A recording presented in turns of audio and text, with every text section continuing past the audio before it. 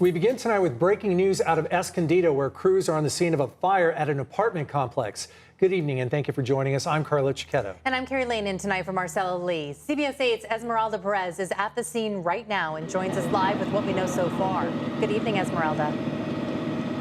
Well, this is a devastating scene. I want you to take a look behind me. I mean, there's multiple units that were damaged, including a car. Now, I'm told that the fire broke out around 4:30 this afternoon. And here to talk more about it is one family, the Tapia family, who was inside of this apartment complex. They've lived here for years. And to see something like this happen has been devastating for them. Here I have 13-year-old Christian Tapia. Christian, you told me you were inside. Guide me through what happened. So basically, I was just sitting down playing games with my friends, and then all of a sudden my mom just starts running out saying that there's a fire and to get the most important stuff. And I panicked, and I just grabbed my computer and my dog, and I just headed out. And my mom just got like an important document, her purse. We lost everything, and it's really a tragedy, and it really sucks because now we have nothing. 11 years of living in that house, and all just to like disappear. And you were telling me that fortunately you were able to get your dog Biscuit, but you did lose some pets in this fire. I lost 2 parakeets because the smoke was just already in, and I had to hurry. And I just grabbed the stuff that were nearest to me and just ran out. So did my mom too. And we couldn't go in anymore because the house was like flooded in smoke, and then the house started to go on fire. And you were telling me that you even left your phone behind, all your important things, and neighbors around were able to call 911. Yeah, I lost everything. I don't even know how I'll go back to school without like a uniform, and yeah, it sucks. It's a devastating situation. Thank you, Christian. And I was just speaking with Christian's mom, Kina, and she was inside when this fire broke out around, again, 4:30 o'clock. And she is not feeling too well, and she is getting some medical attention right now. But this is the scene here on 260 North Midway Drive in Escondido. And this is a city that I grew up in, and I can tell you that this is a very tight-knit community. There's a lot of neighbors that have been consoling the family, just coming together in this very difficult time. I spoke with Kina, Christian's mom, and she just tells me that she was in tears when she saw her car burnt down, and to see her home, everything that they've created here in this apartment for more than a decade gone, has been very, very devastating. Carlo, Carrie. The family is in our thoughts and prayers. Stay with CBS 8 for the latest on this story. We're going to have any updates posted on CBS8.com. You can also follow us on social media or download our free CBS 8 app.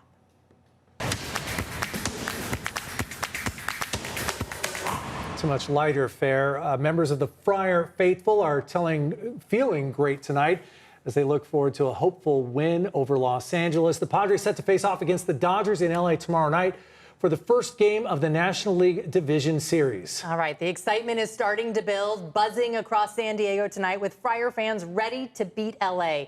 Tonight, we do have some team coverage. CBS 8's Kirsten Holmes is live with a look at the watch parties that are happening in town this weekend. We start off tonight with CBS 8's Jake Garriani, who kicks off our coverage with an update on Joe Musgrove's injury. It's a bummer, Jake. It's not news that anyone was hoping to hear. Yeah, it's really kind of hard to take in, especially when you think about the type of guy Joe Musgrove is. You know, it's never good to happen to anybody, but the type of guy he is, what he means to this city, just devastating news coming in today.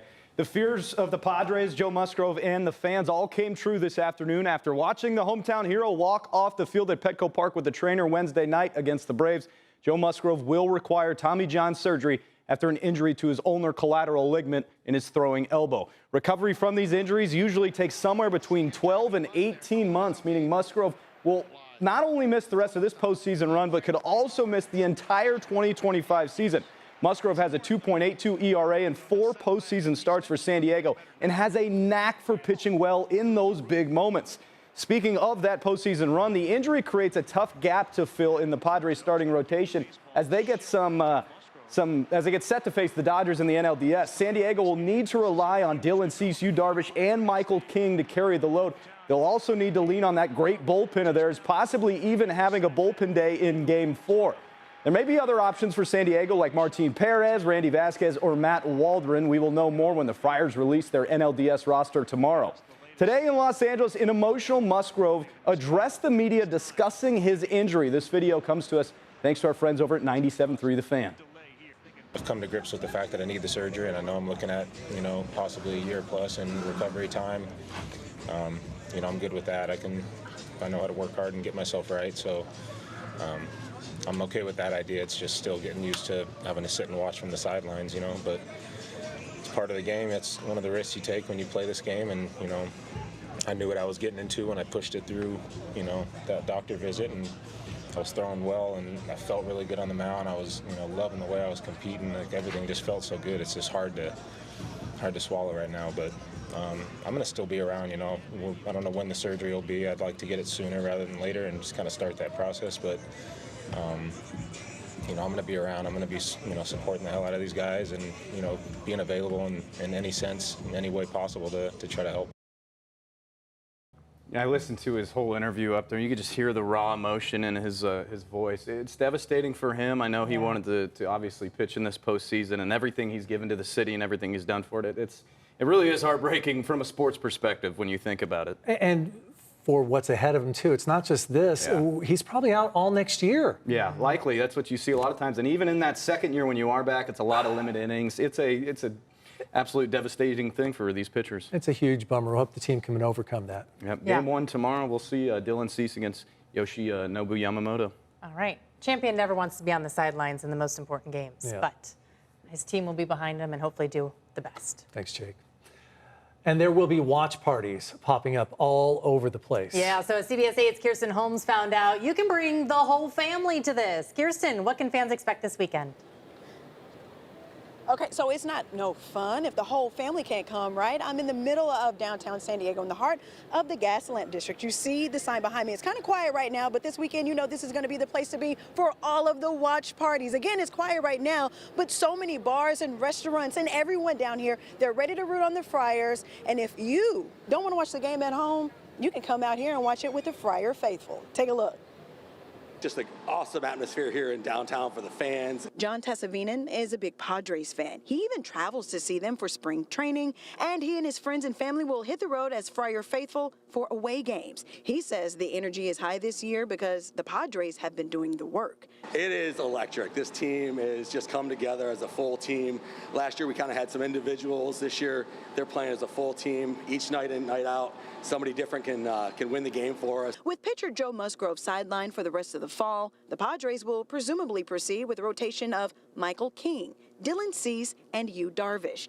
But for fans watching the game, no matter who is on the mound, they are looking for the win while the Friars are away. Several bars and restaurants downtown are offering up watch parties and specials. Keith Blasio is with Hasta Mañana Cantina, where they're hosting a Padres watch party all weekend. Keith says he's a Padres fan, and this is our year. Where we're at now, and 2022 was amazing. Having the Dodgers in here for that series was fantastic. Last year we had a lot going on, and we fixed some problems, and this year, I'm not going to lie to you, we're World Series bound. Hasta Mañana is new to downtown after opening in May of this year. So how's business now that the Padres are playing? It's been fantastic. I think, we're all looking for a brighter future right now, especially when it comes to our own lives and the business lives that we pursue. And to see the support that this community still has for their team and for downtown really shows that San Diego is headed in the right direction. David Duran at Nason's Beer Hall says they're ready to win with a winning menu and Padres-themed drinks. It's certainly kid-friendly. We have games in the back as well to keep kids a little active and entertained, but at the same time, it's a rowdy environment. So if you're coming out, expect to see a lot of people having fun, a lot of people high-fiving, a lot of people not only drinking but celebrating because we expect our Padres to win. John says he's been cheering on the Padres for more than a decade. Take a listen to why he says this is our year. This year we got a new hitting coach, and this team has struck out the least amount of times of any team in baseball. It's been awesome. Putting the ball in play, good things happen when you put the ball in play. This is a live look at why downtown San Diego in the Gaslamp Quarter is one of my favorite places to be. These bollards actually let us take over the streets, and all the Friar faithful can wear their gear and cheer for the Padres right here in the middle of the streets. Reporting for CBS 8, I'm Kirsten Holmes. Back to you. All right, Kirsten, thank you. It's going to be warm this weekend, and I'm pretty sure, Carlo, that's because the Padres are going to be on fire. Okay, that's part of it for sure, but Yes. there might be more at play. But, Oh, no, Mother let's go with Nature. yours. Let's go with Maybe. yours. Chief Meteorologist Carlene Chavis has an early first look at our microclimate, our first alert. Yes, well, I don't know. Mother Nature at play. Where at play? It's high pressure. I wish I could say it was the Padres, but hey, go Padres. For this weekend, if you have any outdoor plans when it does come to watch parties, it's best to do it right along the coast or also talking about downtown because that's where we're going to have more of the moderate temperatures. You're talking about inland heat that's going to be in the forecast, and that is going to take us across inland regions all the way into the start of next week. So for the inland valleys, you have the 90s to 112. That will be our temperature range, and that's why we're looking at these weather alerts. Also elevated fire weather concerns that will stick around in the forecast all the way through Monday. So please avoid those strenuous outdoor activities. If you will be having a beverage, make sure water is also included in that to keep yourself nice and hydrated and be in the shade. We'll go ahead and take a look at the alerts as well as the cooler temperatures that are popping up next week coming up. Carrie. All right, thank you. For the latest weather conditions and alerts on the go, you can download our free CBS 8 app from Google Play or the Apple App Store. Now, if you've driven on Friars Road near the 15 this week, you probably have noticed the construction in that area. We're told bike lanes will be added to this busy stretch of road. CBS 8's Brian White is working for you to find out exactly what this project entails. Friars Road has long been, frankly, a punchline when it comes to talking about riding bikes in San Diego. Caltrans is looking to change that. They're adding bike lanes to this stretch of Friars that passes over the I-15 freeway. I reached out to the San Diego County Bicycle Coalition. They say this will make it safer. I'm aware that there's bike lanes going in on Friars. Any change over there is welcome. Frankly, anything is better than nothing. Kevin Barros is the education programs manager at the coalition. He says building out more bike lanes here will help connect people to where they need to go. You're going to see more of these bike facilities on places that people use every single day because that's how they're getting to work. That's how they're getting home. That's how they're getting to the store and to friends' houses. I reached out to Caltrans. They told me this year-long project, among other things, will add green-painted bike lanes on Friars from Mission Village Drive to Rancho Mission Road. They're also making improvements to the on and off ramps. It's going to accommodate future, increased traffic from the developments in the area. Is going to make it safer for bicyclists. Victor Mercado is the North Coast Corridor Director with Caltrans. He says they're performing the work, but it's funded by the city of San Diego through development impact fees from new residential construction in the area. I talked to someone who lives nearby and drives this route every day. I'm against it. I don't think they should have reduced the lanes for bike lanes because I don't see any bikes on this road. So I asked Caltrans if they're removing any traffic lanes for this. No, in fact, we're actually adding some turn lanes. He says they're actually widening a couple spots to make room for more turn lanes into the on-ramps, something he says will help traffic flow. He told me this lane closure you see here is just temporary. Meanwhile, Kevin says projects like this are a necessary step to make the city more bikeable. Having connections is vitally important. An interconnected series of bikeways is something that makes more people use it and makes them more useful. The cost of the whole project is $8.3 million. That includes the freeway ramp work as well as the bike lanes, and they hope to be finished by November of next year. Working for you, Brian White, CBS 8. And remember, if there's something that you would like us to look into, you can email us at workingforyou@cbs8.com. Why a case was dismissed against a man accused of a shooting threat against a San Diego school. That's still ahead. Plus, new complaints over the city of San Diego's safe sleeping sites, how the city is responding. And later, when San Diegans registered to vote in the November election can expect to get their ballot in the mail.